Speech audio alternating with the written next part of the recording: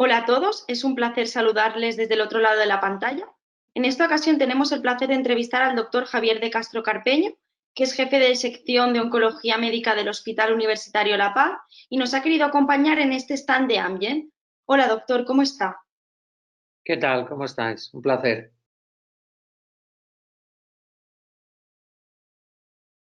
Yo creo que evidentemente todos los cánceres son importantes. Para cada paciente su cáncer es importante, pero en concreto el cáncer de pulmón pues es número uno en incidencia mundial, número uno en mortalidad mundial. En España también se encuentra entre los primeros en su presentación, el número uno en mortalidad, y con lo cual la gravedad de esta enfermedad, la importancia de esta enfermedad es fundamental. Pero quizá la parte positiva es que sabemos que es una enfermedad con la cual lo único que estamos haciendo en los últimos años es mejorar los resultados. O sea, si hace 10 años teníamos pocas opciones, cada día tenemos más. Y eso creo que es algo que el paciente tiene con esa enfermedad de cáncer de pulmón, tiene que saber que posiblemente sea uno de los cánceres donde más había que avanzar, pero posiblemente sea uno de los cánceres donde más se ha avanzado en los últimos años, donde más entra la investigación, donde más entra la medicina personalizada, toda la biología molecular del cáncer, las secuenciaciones moleculares que estamos diciendo para identificar mejor diferentes tipos, personalizar los tratamientos, pues todo esto es el cáncer de pulmón en la actualidad, con lo cual nos queda mucho camino, pero creo que estamos en el buen camino en este sentido.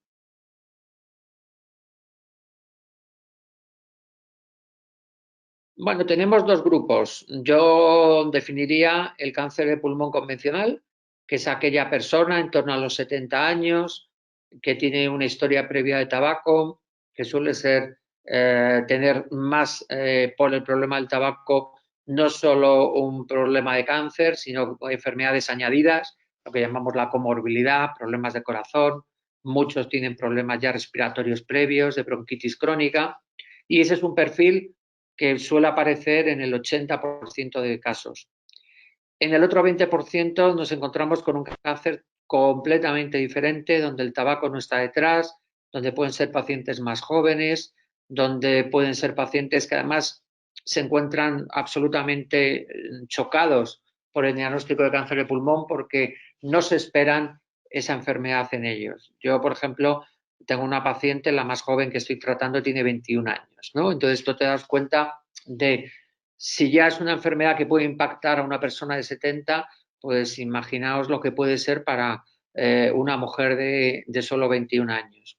Entonces, el proceso psicológico que hay que hacer con esta gente más joven es completamente diferente. Antes hablábamos del diagnóstico. Muchas veces el diagnóstico de las pacientes, digo las porque suelen ser en su inmensa mayoría este grupo de no fumadores, es más frecuente encontrarlo en mujeres, pues suele ser un diagnóstico más tardío porque los propios profesionales no han pensado durante el proceso diagnóstico en el cáncer como primera posibilidad, con lo cual a veces los pacientes llegan quejándose del tiempo que han dedicado de consulta en consulta hasta que han sido diagnosticados, y este es un segundo perfil. La gran suerte de este segundo perfil es que en muchos casos identificamos lo que se llaman dianas moleculares, que son tumores que albergan una alteración genética, lo que llamamos una mutación, que puede ser tratada a través de una terapia dirigida, con resultados muy interesantes e incluso evitando la quimioterapia. Con lo cual, pueden ser un tipo de pacientes que de entrada se encuentran con un gran problema, con un gran shock psicológico por la situación, pero luego también que tienen largos recorridos en el sentido de que pueden casi volver a una vida muy cercana a su normalidad.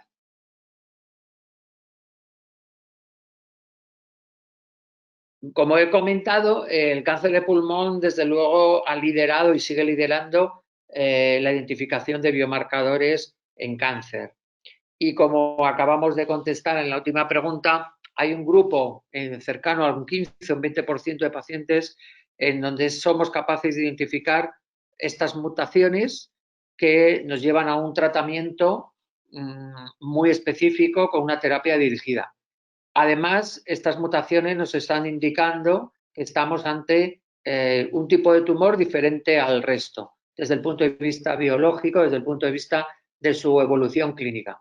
Esto es importante porque esto son los primeros biomarcadores y en cáncer de pulmón ya somos capaces de identificar mutaciones como EGFR, ALK, ROS1, BRAF, NTRK, RET, y lo bueno de esto es que la lista día a día va aumentando.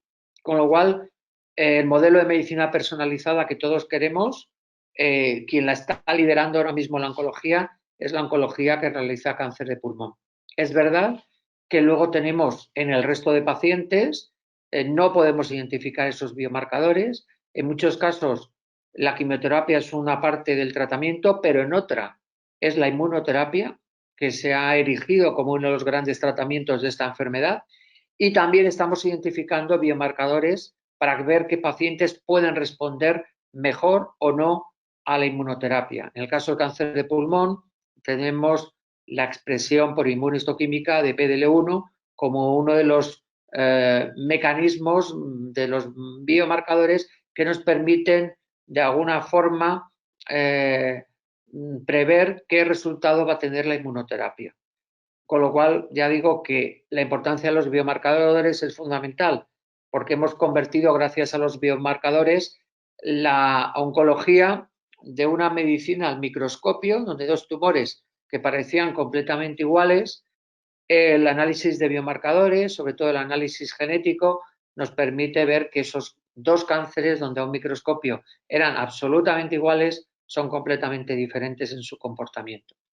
Y, como digo yo, si no hay un diagnóstico adecuado y personalizado, no hay un tratamiento personalizado, con lo cual la importancia del biomarcador es absolutamente clave.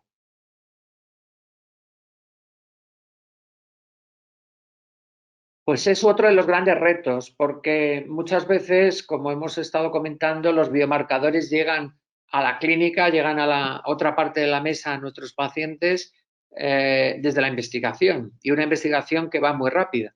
El primer biomarcador en cáncer de pulmón fue identificado en 2004, que fue la mutación EGFR, pero en apenas estos 16 años se han ido identificando sistemáticamente otros biomarcadores. Y el gran problema que tenemos es que muchas veces pasar esta parte de la barrera de la investigación a la práctica clínica no está siendo sencilla.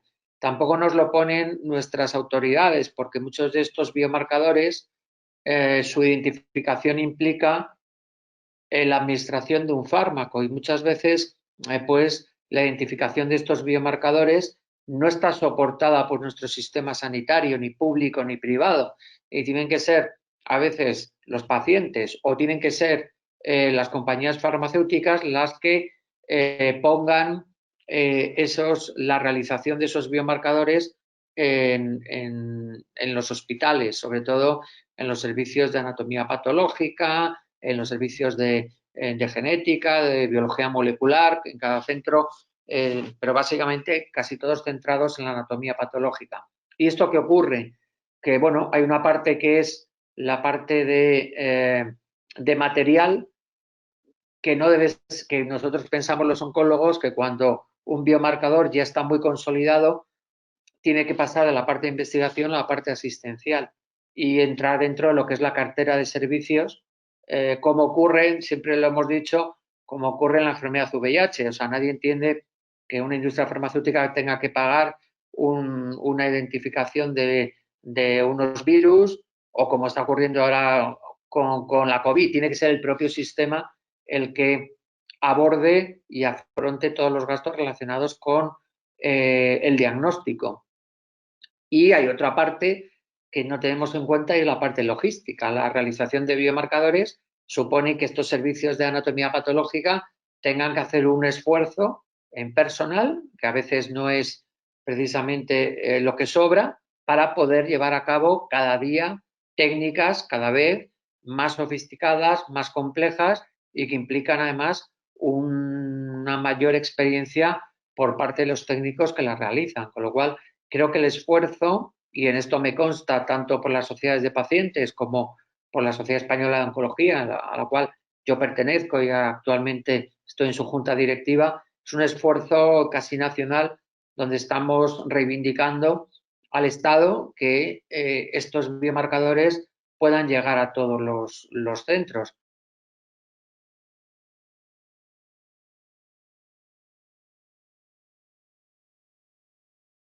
En España, con las 17 autonomías que tenemos, con 17 sanidades que a veces pueden ser muy diferentes, estamos también denunciando muchas veces que pueda haber una falta de equidad en la realización de biomarcadores. Y si tú no tienes el biomarcador, por apenas vivir unos kilómetros en un sitio o en otro, pues posiblemente se va a cometer una falta de equidad que se va a traducir en que un paciente tenga un tratamiento perfectamente personalizado y otro no. Y esto es algo que ya digo que por lo menos los oncólogos estamos intentando luchar para que esta equidad en el sistema pues sea el punto número uno. Como comentaba antes, si no hay un diagnóstico correcto, no hay un tratamiento correcto.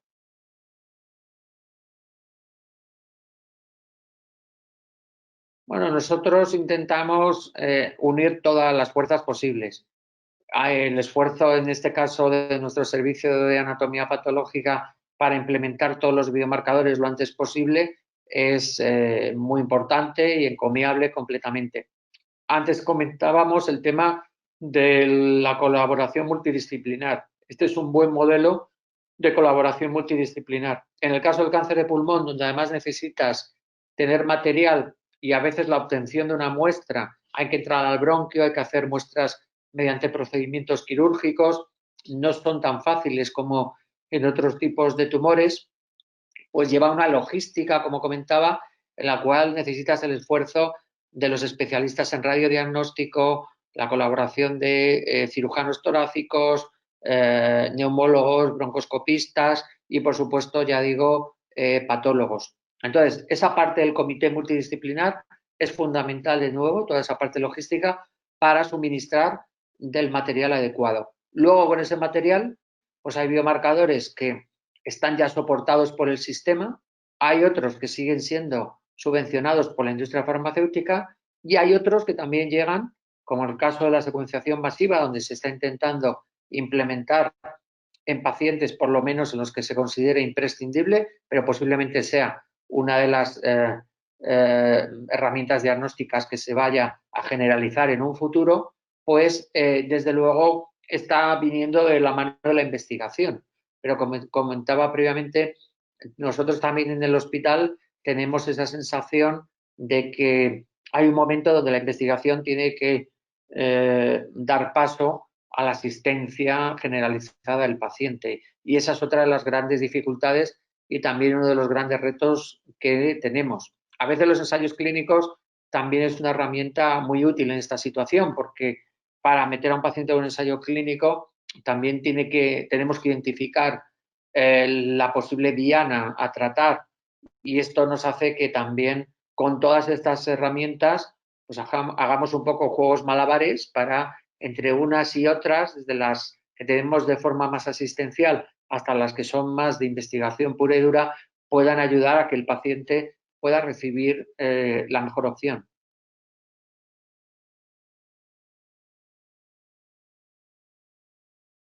Bueno, como comentaba, tenemos esas dianas moleculares que apuntaba previamente, mutaciones en EGFR, mutaciones en BRAF, mutaciones en MET, mutaciones en RET, otras alteraciones moleculares, que es lo que llamamos reordenamientos, como las de ALK, las de ROS1, también algunas en RET, también algunas en INTRAC. Como para un paciente parece que estamos hablando en un lenguaje distinto, ¿no? a nuestra lengua día a día, pero esto no dejan de ser dianas que vienen de genes que se han alterado y todas esas están actualmente ya disponibles en nuestras consultas. ¿Cómo llegar a ellas? Pues depende, como digo, de todas las estrategias que previamente hemos descrito. Y, desde luego, la otra gran herramienta para la mayoría de pacientes, que es el tratamiento con inmunoterapia, también necesita de nuevos biomarcadores y, en concreto, la expresión de PDL1, por suerte, es un biomarcador que se ha generalizado muy bien en la mayoría de los centros españoles y posiblemente porque sea de una realización más sencilla a través de una tinción de inmunohistoquímica. Posiblemente el gran reto también en la inmunoterapia sea identificar qué otros biomarcadores que todavía no tenemos disponibles puedan identificar mejor, seleccionar mejor qué pacientes van a responder o no a la inmunoterapia y qué pacientes necesitaríamos hacer algún tratamiento más. Imaginamos, ya podemos tratar, como comentaba previamente, pacientes solo con inmunoterapia en cáncer de pulmón avanzado.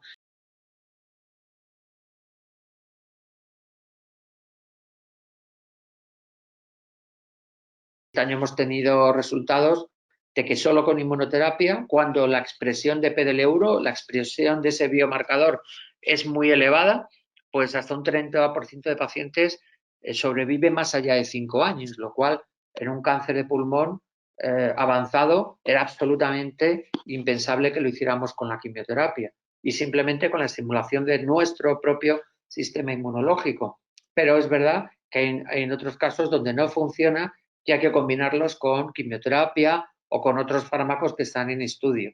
Con lo cual, ya digo que los biomarcadores en pulmón a día de hoy ya son una realidad. Como comentaba al principio, posiblemente es de los tumores donde los oncólogos sabemos que tenemos que identificar estos subgrupos de pacientes, estos apellidos, ponerle apellidos al tumor, porque sabemos que vamos a hacer un tratamiento completamente diferente. Y esto es algo que, gracias un poco a nuestra día a día, también otros compañeros oncólogos que llevan otras patologías como digestivo, como tumores de mama, etcétera, también van identificando nuevos biomarcadores en sus tipos tumorales, porque sabemos que estos tipos tumorales nos dan información y nos dan posibilidades de diagnóstico, lo cual, desde luego, hacen que el biomarcador sea una pieza clave.